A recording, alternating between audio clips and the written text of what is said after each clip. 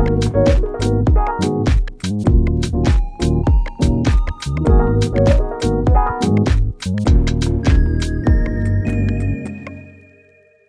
back to another episode of A Dancer's Dialogue. Today we are here in New York City with the lovely Miss Abbie Sartin. Abbie, thanks for joining us today. Really excited to have you here. So Abbie, when did you start dancing? I first started dancing when I was 2 years old. My father enrolled me in like a ballet tap combo class, and I wasn't like super into it. I enjoyed it. But when I was 13 years old, I went to my first summer intensive, and I decided there that that was what I wanted to do for the rest of my life, and I wanted to be a professional dancer. Wow, that's amazing. So ballet, I'm assuming? It's pretty strictly ballet. Yeah. I had to train like in all different areas, but ballet was what I was passionate about. Awesome. So when and why did you move to New York? What brought you here? When I was 15 years old, I was dancing with basically the best ballet school we could have, and I'm from Oklahoma, and so was living in Oklahoma, and I had a coach that taught here and has a school here that came to Oklahoma and saw me in class and asked if I would move to New York City with her and train. Wow. Yeah. And then you were just like, all right, we're just gonna send I literally went to my parents and I was like, please, can we move to New York City? Wow, that must have been crazy moving here when you were just 15. Yeah. This is a crazy city. Did your parents come with you, or was it solo? My mom moved with me. My mom and, weirdly enough, my best friend, who was also a dancer, also moved with us. Wow, so it was me, my mom, my best friend, and a one-bedroom apartment. Wow. Well, you had a nice support system. Yes, yeah. So what was like the craziest part of you were living in Oklahoma and then coming to New York and just going right into, and what training program was it? It's called SLK Ballet. SLK Ballet. Okay, what was that like? Your first experience? I mean, I was so over my head in love with ballet. It was kind of a dream come true because I got to do it all the time. I did high school online, so I didn't even have to like go to school in person. I just did ballet from like 10 or 11 in the morning until like 6 or 7 at night.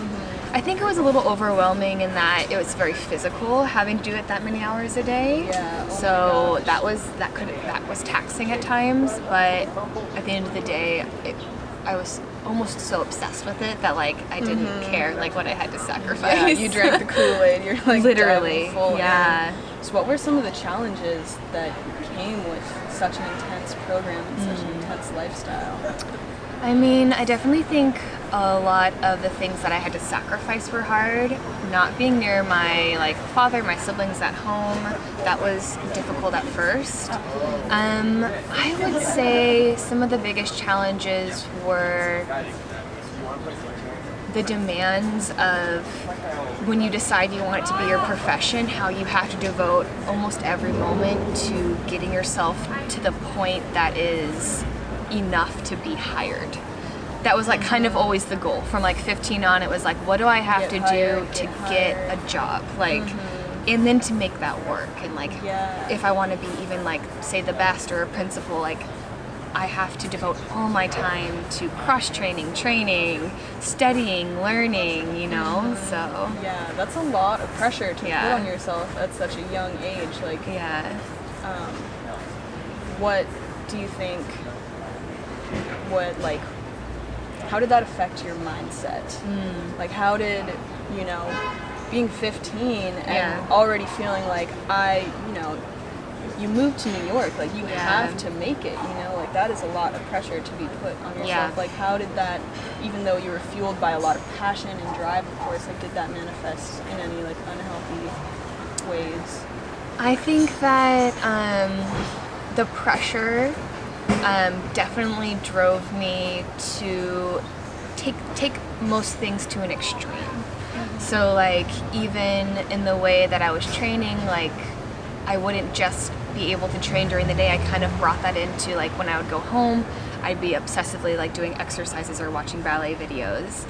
And there was an event that happened with my mom and she had to move home. So from like almost 17 onward, I was living by myself. And I didn't have a lot of like parental guidance for sure. And this idea that you could never quite be enough for whatever it was you were trying to do in ballet, whether it be you can't do enough pirouettes, you can't jump high enough, Legs you not can't high enough. Yeah. Exactly.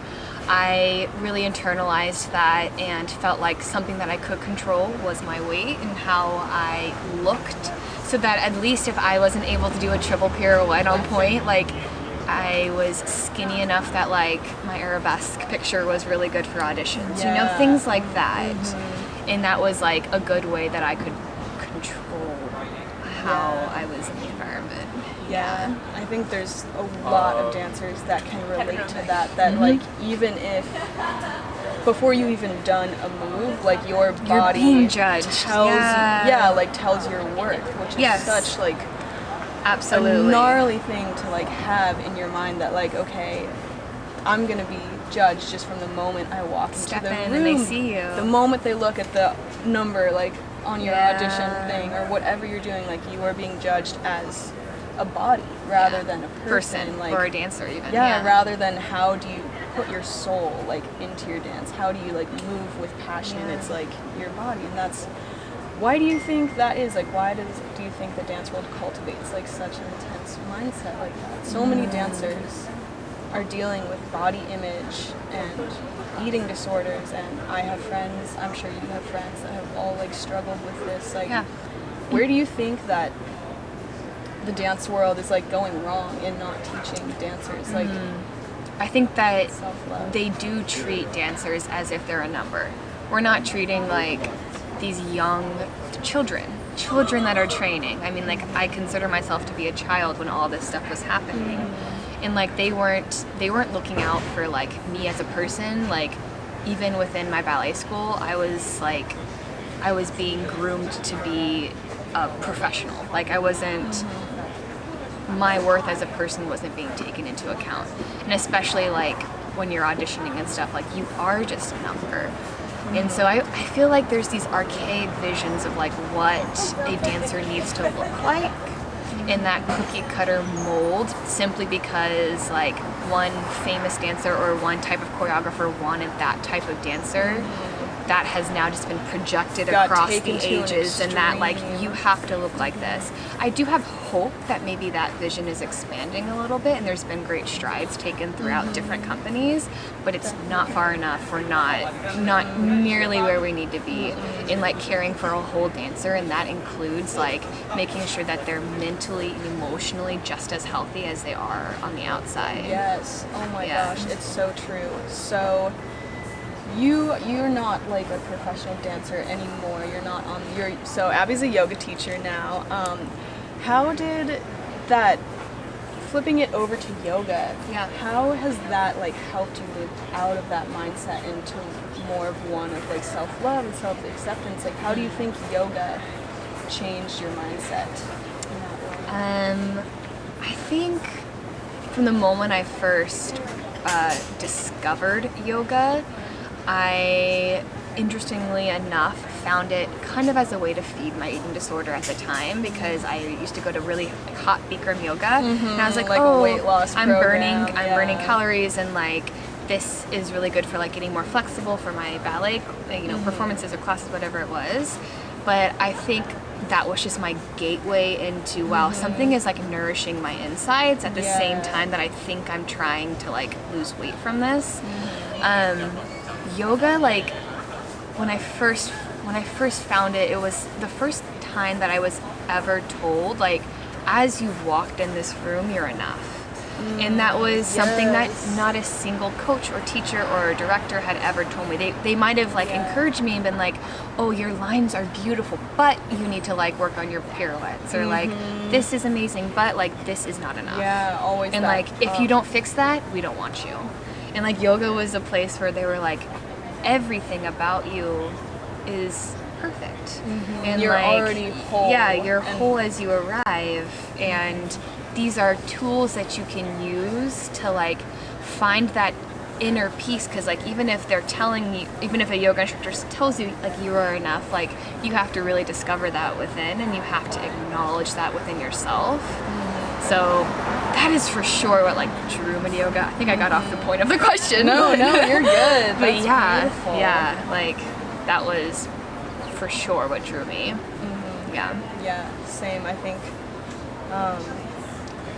you know, so we've both left the dance world at certain points, but I feel like that's mindset of like the dance and like not being good enough and being really hypercritical of your body and how it looks, like it kind of stays with you, like even after you've left for a little longer. Absolutely. Like I know I've definitely faced the challenge of like moving on from just trying to be like the dancer and dancer body type and like accept myself and love myself as I am now. And has that been like your experience at all? And if so, like what techniques or like things about yoga have helped you like kind of move, you know, transform your whole mindset from how you were thinking about yourself and your body and dance into being a yoga teacher now? That was a very loaded question. No, but that really resonates, and that's like, it's interesting because I think that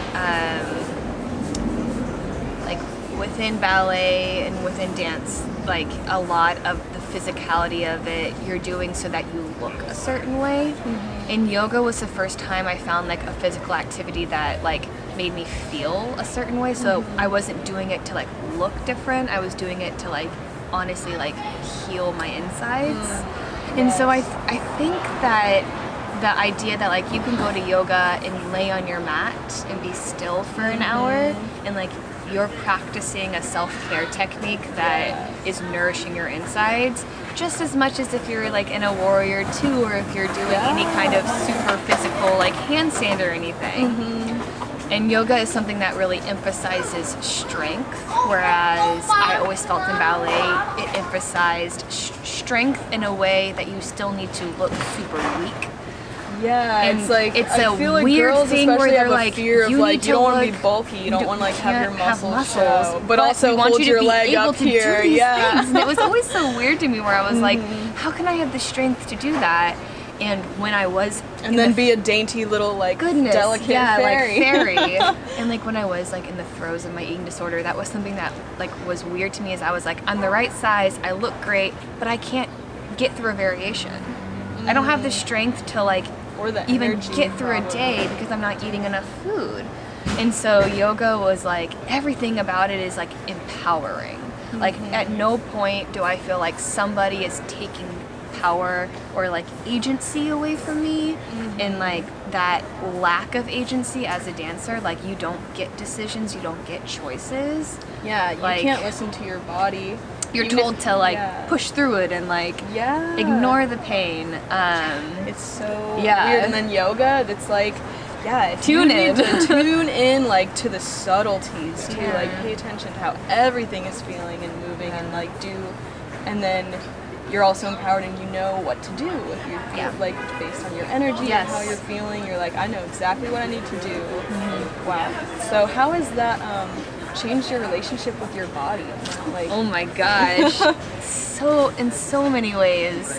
And it's been a really slow progress. It actually wasn't something that happened quickly. It wasn't like I got into yoga and I was like, now I'm healed. Yeah. It was so True it was that, very sister. subtle. It was so subtle. And like I always like say, because I do think that like talking about it is a super important step in healing from any kind of eating disorder. Because so much of eating disorders for me was very secretive and I tried to hide so much. So the more open I was about it, the easier it was to make steps and progress. Wait, what was the question?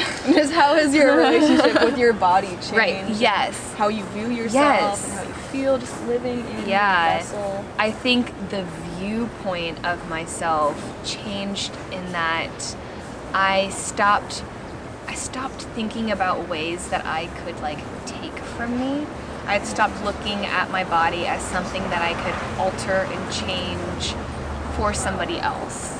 And everything yes. every aspect of my life was always changing who I was so that I would appeal more to somebody else. And yoga has like made me stop and like, if I want to make changes physically or internally, who am I doing it for? Like and why am yourself. I doing that? Wow. And I can acknowledge sometimes when those unhealthy mindsets come creeping back in, and I have tools now to like combat that. And it's probably something that will never go away. I might always like have those different things that happen or that make me want to restrict or be, you know, like I know be that way. Yeah. And so it's hard, especially when it's been ingrained into your mind for years and years. It takes just as many years to build new undo mindsets. it. Totally. Yeah. So what, like, are there some specific like techniques or meditations or anything that you do, like when those harmful, you know, thinking thoughts and thinking thoughts. Thinking thoughts. When I those got thinking it. thoughts come. Like, what personally has like helped you or the most? Yeah. I think meditation is something that has always been incredibly challenging for me. And I think the reason that it's challenging is that it kind of like goes against my mindset as a dancer in that move. Yeah, oh my gosh, sitting still is challenging. But it's when I sit still that like I hear the most for myself. In that when you can't distract yourself with anything else. So like that is something that challenges me, but that also is able to like help me. The physical practice of yoga allows me to be moving in a healthy way that kind of empowers me to battle any kind of negative thoughts or like feelings that I'm having. Especially because I practice yoga in the dark and I practice it in heat. So those two aspects, for whatever reason, are the opposite of what ballet is, and has been really beneficial for me. But yeah, I definitely think I would like to even be more into meditation. So expanding that practice. Yeah.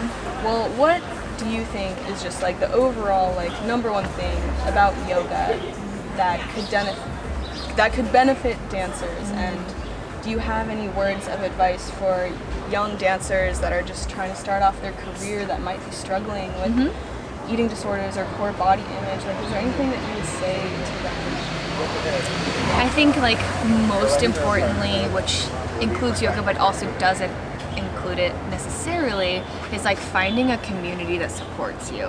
And I found that in the yoga community. I can't say that's going to be across the board where somebody else would find it, but I think it's a good place to start. And finding like a physical and mental practice that supports you in ways that any kind of dance career might not support you.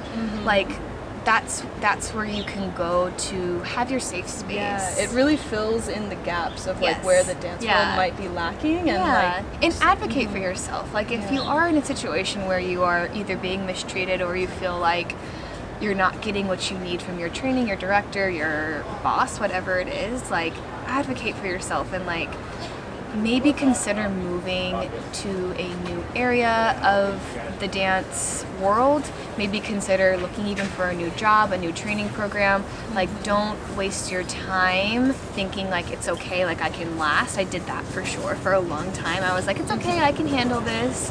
Don't take that away from yourself. Like give yourself the support you need, and like definitely seek help when and if you need it. Like don't be shy, don't be secretive about it. Like be open and honest about what you need. That's so beautiful. The more open and honest we can be with ourselves and each other, like, and chances are other dancers around you are also struggling with it. So so for anyone out there that is feeling like that could relate to any of these struggles, like, you know, reach out. Like I'll be putting Abbie's Instagram info like in the link below so you can find her. She's an amazing teacher. If you live in New York, definitely check out her classes.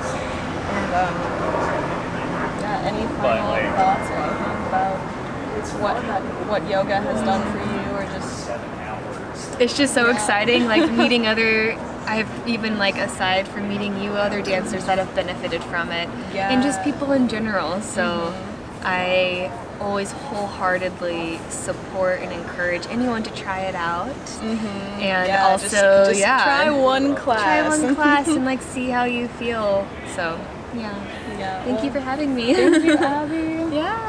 We'll see you guys on the next episode.